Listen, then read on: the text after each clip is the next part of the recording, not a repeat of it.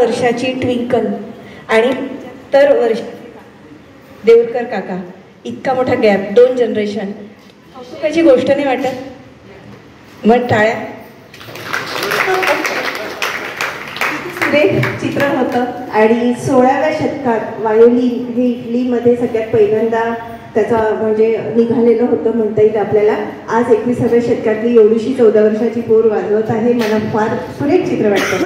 आणि अजून एक सांगायला आवडेल की हे जे काका आहेत ते चंद्रपुरातले एकमेव व्हायोलिन वादक आहेत. आणि विशेष इथे उल्लेख मला असा करावासा वाटतो की मागच्या काही महिन्यामध्ये देवरकरांचा 3 जनरेशनचा कार्यक्रम खास अख्खा स्टेज देवरकर फॅमिलीला सृजनने समर्पित केलेलं होतं आणि तो त्यांचा व्यक्तिगत पहिला कार्यक्रम सृजनने घेतला होता. म्हणून मला सृजन आवडतं. निरपेक्ष भाव, काहीच कंपुशाही नाही. ज्याला वाटेल ते सादर होऊ शकतात, अभिव्यक्त होऊ शकतात. आणि भुक्का नाही. नको ते पुष्पगुच्छ नको, लाईट नको, फोकस नको, रेड कार्पेट नको. छान मोकळं मोकळं वाटायला फील येत आहे ना. छान थंड असं गुलाबी वातावरण, थंडी फार अनुभवाने कमी मिळते आपल्याला. आणि त्याच्यामध्ये छान आपण असा गप्पा टप्पा करत आहे. मला छान वाटत आहे. आय होप सो तुम्हाला छान वाटतंय. त्याच्यानंतर मॅडम, आम्ही डॉक्टर विजय करनारकर, बालरोगतज्ञ आहे. आज सर्वप्रथम इथं आलो आणि तुम्ही आज नक्की ठरवून आलो होतो की आम्ही खूप दिवसातून विचार करत होतो की सृजनच्या कार्यक्रमाला जायचं, पण काही कंटाळा म्हणा, आळस म्हणा, तो योग काही घेऊन येतच नव्हता. पण आज आम्ही 7 दिवसापूर्वी ठरवलं की पक्क यावेळी कोणत्याही परिस्थितीत जायचं. आणि आम्ही आज यशस्वी झालो. पहिल्यांदा आम्ही दोघे आलो आणि आम्हाला नक्की सांगतो की पुढच्या वेळी प्रत्येक कार्यक्रमाला आम्ही जेव्हा चंद्रपूरला राहू तेव्हा तयार राहू. कारण मी येत आहो कारण हे माझ्या स्वतःच्या स्वास्थ्यासाठी, आनंदासाठी. आपण जिथं आपल्याकडे कन्सेप्टच नाही आहे. फॉरेनमध्ये कन्सेप्ट असतो की समविचारी लोकांचा एकत्र येऊन एक ग्रुप स्थापन करतात. त्यांच्याकडे असं डायबिटीसचं पेशंट असलं तर डायबिटीसचा ग्रुप तयार करतात. फोटोग्राफर असला तर त्यांच्यावर असं सुद्धा लागत नाही. सुजन इकडे या इकडे या. त्याच्याकडे टी व्हीवर असं हे असते फोटोग्राफरचा ग्रुप, व्हायलिन वादनचा ग्रुप, बासरी वादनचा, ते जो काही तुम्हाला रांगोळी असतात, कोणा योगा असतात, त्याच्याकडे असं त्यांना तर सपोर्ट ग्रुप म्हणतात. तुम्हाला कोणता आजार असेल त्याच्याकडे ती पद्धत आणि ते एकमेकांची शेअर करतात. आणि त्या शेअरिंगमध्ये असं वाटतं अरे आपल्यासारखे हे लोक आहेत, चला आपण मग त्यांची मग एकत्र जमता. एका दिवशी असं ग्रुप स्थापन करतात, 5-6 मिनिटं एकत्र जमतात आणि मग ते पिकनिक काढतात. माझा मुलगा सुद्धा इथं अमेरिकेमध्ये जात होता तेव्हा फोटोग्राफर होता. त्याला फोटोग्राफरचं होतं तर त्याला ते फोटोग्राफी संध्यामुळे त्याला कमीत कमी 100 मित्र मिळाले आपोआप नेट थ्रू. आणि मग त्यांची पिकनिक झाली आणि पिकनिक झाल्यानंतर मग त्यांनी फोटोग्राफर दिले. आणि तो जेव्हा भारतात परतला तिथल्या फोटोग्राफरनी मग संदेश दिला, वी मिस यू. आपल्या म्हणजे 2 वर्षानंतर जे इतके लोक ते सेन्सिटिव्ह होतात आपल्या ग्रुपबद्दल. मला सुद्धा असं वाटतं की हा ग्रुप खूप सेन्सिटिव्ह आहे आणि मी इथं आलो आहे माझ्या आनंदासाठी. आणि तर सांगायचं लोक म्हणजे सत्संग म्हणजे काय, संस्कृत भाषेमध्ये म्हणतात सत्संग म्हणजे चांगल्या विचाराच्या लोकांनी एकत्र येणं आणि चांगली कृती करणं, त्याला सत्संग. ते काही भजन नाही आहे की देवाचं दर्शन नाही आहे. म्हणजे सृजन म्हणजे आहे सत्संग आहे. तर मी जेव्हा जाईन आज म्हणेन कधी जायचं काम पडलं आज मी सृजनच्या सत्संगाला जातो. तर ही कल्पना खूपच सुंदर आहे आणि सर्वांनी एकत्र येऊन इथे येऊन कसं वाटलं की सर्व आपण एकच आहोत. आपण फक्त मानव आहोत आणि आपल्यातली कला दुसऱ्याने सांगायचं, दुसऱ्यापासून आनंदी घ्यायचा. कुठली कला छंद एक प्रकारचं जीवनाला अर्थ देतात आणि जेव्हा त्यातला थोडंसं कोणी ॲप्रिशिएट करतं, जसं त्यांनी कोणी व्हायलिन वाजलं, कोणी या मावतारण वाजलं, त्याचा आनंद आपण वाजवतो तो आनंद असतोच. पण जो कोणी ॲप्रिशिएट करतो आपल्याला त्याचा आनंद आणखी जास्त होतो आणि मग तो आनंद आपल्याला 1 महिन्याची ऊर्जा देत असते. आणि मला सुद्धा आज या कार्यक्रमातून 1 महिन्याची ऊर्जा मिळेल असं मला वाटतं. आणि मी बस आणखी काही जेव्हा जेव्हा बोलत आहे तेव्हा नक्की बोलून काहीतरी पण मला खूप आनंद वाटला. आज तुम्ही पहिल्यांदा येत आहेत आणि इतकं छान आठवणीचं झाड सृजनचं तुमच्या मनात आलं किंवा सृजन काय, सृजनला तुम्ही सत्संग म्हटलं. अजून काय हवं वेळी. तिकडून एक डिमांड आलेली आहे सांबरे काकांसाठी. कोण असेल गेस करू शकता?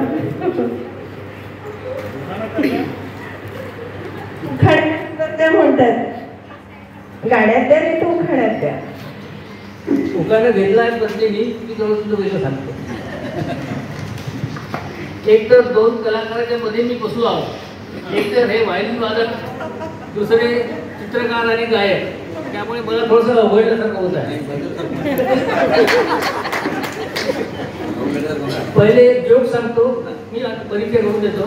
मी किशोर सांबरे, गडचिरोली जिल्ह्यात आरमोरी इथे महात्मा गांधी ज्युनियर कॉलेजला मी प्राचार्य म्हणून निवृत्त झालो आणि 2 वर्षापासून आम्ही इथे राहतो नवकरे सरांच्या घराच्या जवळ. आणि नवकरे मॅडमनी, आता त्यांना मुलगीच मानला आहे, त्यांनी माझ्या मिसेसला आई म्हणतात त्या, त्याच्यामुळे आमचे संबंध घनिष्ठ आहेत. आता म्हणजे खूप वर्षापासून असणारे संबंध आणि एका मेंढ्यात असणारे संबंध हा इतक्या जवळ होऊ शकतो ते आम्हाला माहिती झालं. आणि त्यांच्याच माहितीमुळे सृजनमध्ये आम्ही आता हे माझ्याकडे दुसरी वेळ आहे. पहिल्यांदा एक जोक सांगतो आणि नंतर जे मला सांगायचं आहे ते सांगेन. एका फोटोग्राफरनी त्याच्या दुकानासमोर एक बोर्ड लावला. बोर्ड असा लावला की तुम्ही जसे आहात तसा फोटो काढायचा असेल तर 20 रुपये.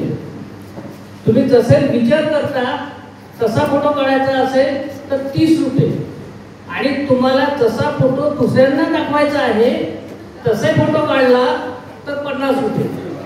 फोटोग्राफरने असं सांगितलं की मी आयुष्यभर फोटो काढले पण 20 रुपयाचा फोटो काढणारे मला कोणीही भेटले नाही, सर्व 50 रुपयाचा फोटो काढणारेच भेटले. याचा अर्थ असा की आम्ही जसे आहोत तसे आम्ही दाखविण्याचा प्रयत्न करतच नाही. आणि म्हणून मला एक आठवते, मी टीका पण नाही करत आहे, की पूर्वीच्या दाग सिनेमामध्ये एक गाणं होतं, एक चेहरे पे कई चेहरे लगा लेते हैं लोग. तर असा एक विरोध म्हणून मी सांगितला. दुसरं असं की आचार्य रजनीश कोशो यांची एक सुंदर कविता माझ्या वाचण्यात आली आहे. मला काही पाठ नाही म्हणून मी लिहून आली आहे. पलों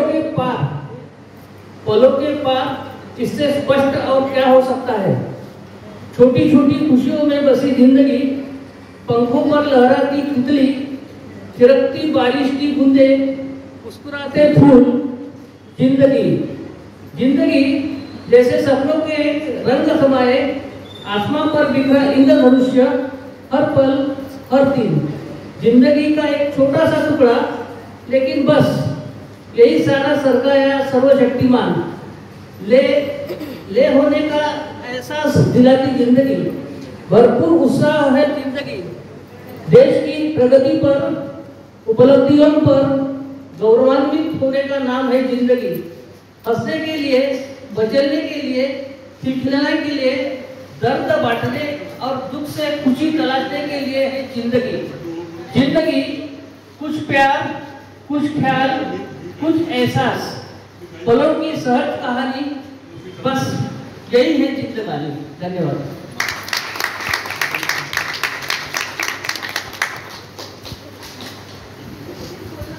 हॅलो हॅलो हॅलो, नमस्कार. चना जोडा याच्या आधी माझी एक कविता वाचून जातो. हॅलो, मी मेघा पुराणी. उदरभरण नाही कसं असतं बघा आपलं. वाटतं खरंच आता लवकर खावं. कसं असतं बघा आपलं. वाटतं आता खरंच लवकर खावं. मदनी कवळ घेण्यापूर्वी यत्न कर्म सुरू करावं.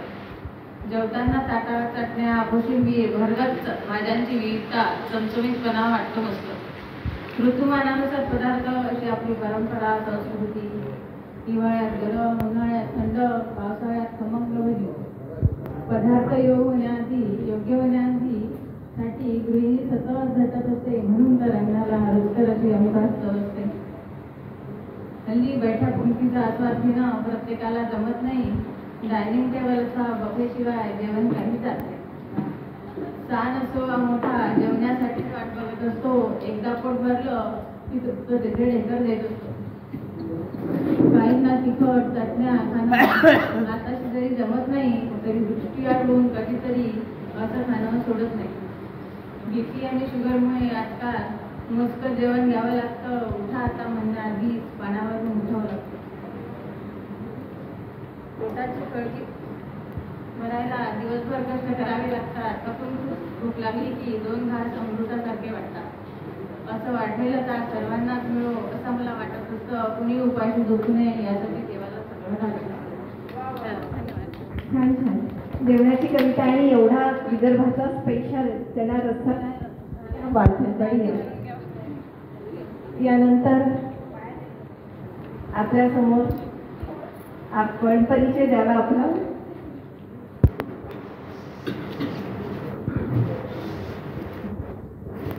मी राजेश्वर पूर्व बंडू चिंतावा.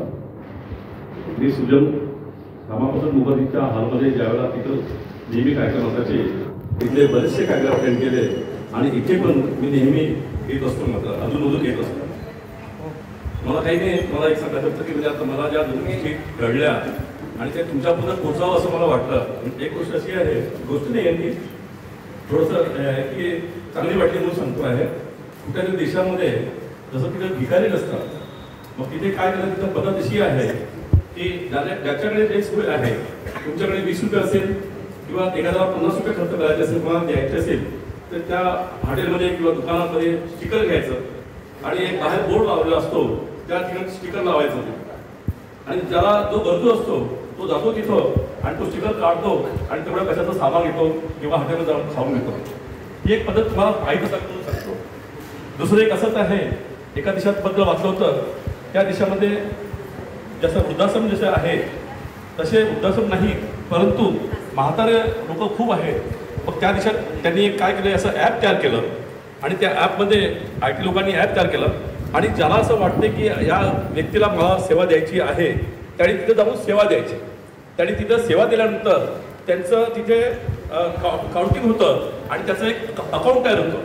म्हणजे असे बरेच लोक एकमेकांना सेवा देतात आणि ज्यावेळेला समोरच्याला एखाद्या वेळेला त्याला गरज पडतं, मग त्यावेळेला समोरच्याला असं वाटते की याला पॉईंट इतके मिळालेले आहे, म्हणजे याला गरज आहे, याला सेवा दिली पाहिजे. मग असं कुठेतरी तत्परतेत जातो आणि त्यांना सेवा देतो.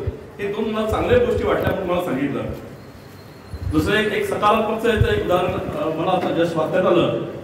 एका व्यक्तीने 20 वर्ष आपली पुंजी जमा करून कसतरी करून त्यांनी पैसे जमा केले, प्लॉट घेतला छोटासा आणि घर बांधलं आणि त्याचे घर ते वास्तूला आलेलं होतं. जसं आज रविवार आहे समजा आणि मंगळवारला वास्तू आहे, असं मंगळवारला वास्तू आहे आणि रविवारला अचानक त्यांच्या एरियामध्ये त्यांचं घर ज्या एरियात असतं त्या एरियामध्ये आग आलेली असते.